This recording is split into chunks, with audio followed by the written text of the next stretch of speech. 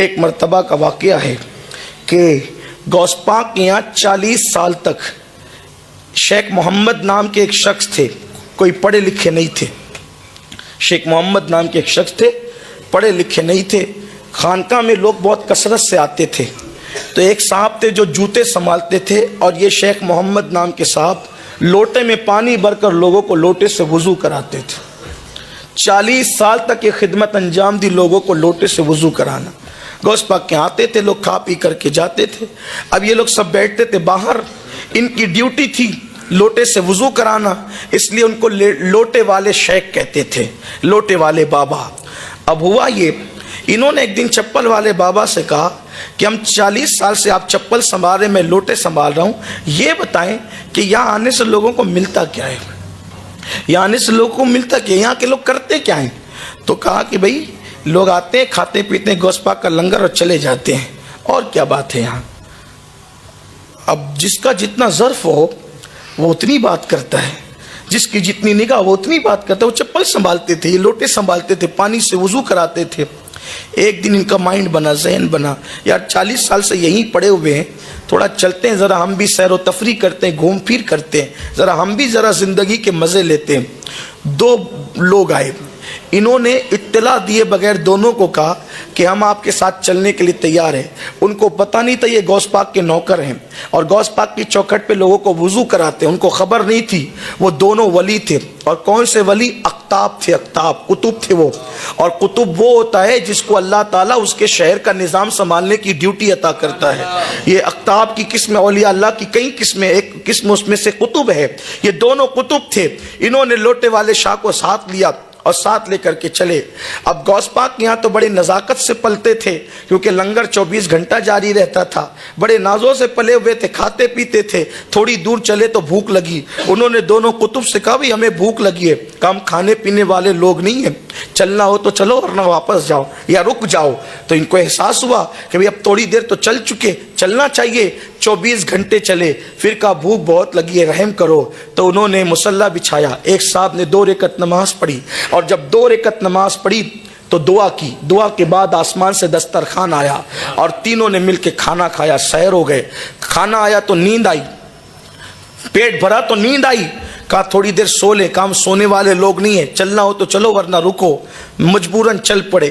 پھر 24 گھنٹے چلتے چلتے گزرے، کہا بھوک اب برداشت نہیں ہوتی۔ دوسرے صاحب نے مصلی بچھایا، 2 رکعت نماز پڑھی، دعا کی، دسترخوان آسمان سے زمین پہ آیا، تینوں نے کھایا، پھر چل پڑے۔ 24 گھنٹہ چلے تو کہا بھوک لگی۔ کہا پرسوں انہوں نے کیا، کل ہم نے کیا، آج تمہاری باری ہے۔ کہا بھائی میں تو کوئی پڑھا لکھا آدمی نہیں، کوئی بہت عبادت گزار انسان نہیں، مجھے تو کچھ آتا نہیں، دعا کرنا بھی صحیح سے نہیں آتی، میں کیا دعا کروں گا؟ کہا یا دعا کرو یا مرو، بھوکے رہنا ہے تو بھوکے رہو، یا تو اگر کھانا ہے تو دعا کرنی پڑے گی، مرتا کیا نہ کرتا۔ انہوں نے بھی مصلی بچھایا، 2 رکعت نماز پڑھی شیخ محمد لوٹے والے شاہ نے، اور اس کے بعد جب دعا کی تو ان دونوں کی دعا پر ایک ایک دسترخوان آیا تھا، لیکن انہوں نے دعا کی تو 2 دسترخوان آئے۔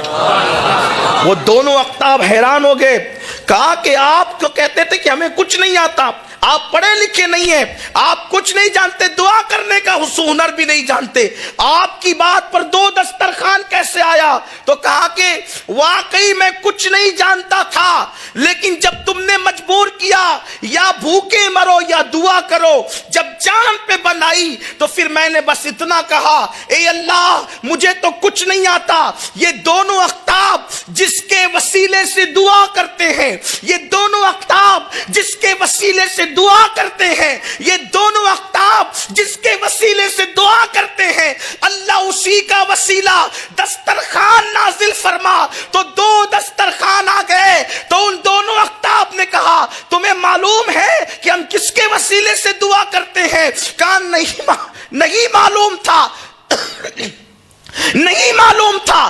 تبھی تو کہا کہ یہ جس کے وسیلے سے دعا کرتے ہیں اسی کے صدقے میں خوان نازل فرما۔ تو دونوں اقطاب نے کہا آج سن لو کس کے وسیلے سے دعا کرتے ہیں۔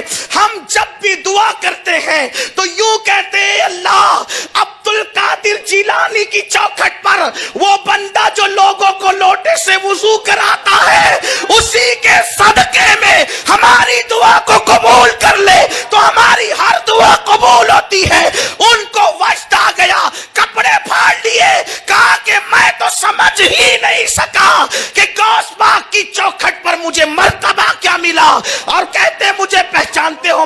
कौन हूं मैं?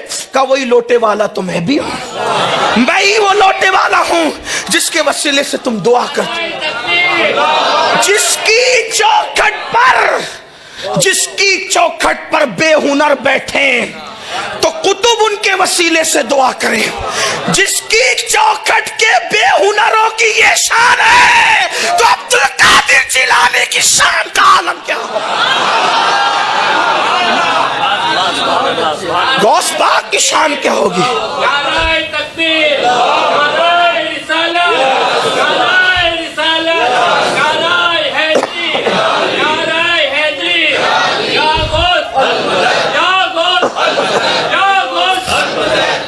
वल्लाह मैं तो गौस पाक की चौखट में बैठने वाले कुत्ते को भी बेहुनर नहीं मानता, लेकिन सिर्फ चूंकि उन्होंने ये बात नकल की थी तो मैंने बयान कर दी कि मुझे कुछ नहीं आता, वरना अल्लाह की इज्जत की कसम उनकी चौखट पे बैठने वाला कुत्ता भी बेहुनर नहीं होता। हाँ, वक्त के बड़े बड़े असफिया जिनके कुत्तों के कदमों पे जान कुर्बान करने की बात करें, जिनसे निस्बत कायम करने की बात करें, वो गौसुल आजम की चौखट है। बात कादरियत की चल रही थी, गौस पाक की शान की चल रही थी। अब समझे आप, जो चौखट पे बैठे उनकी ये शान है।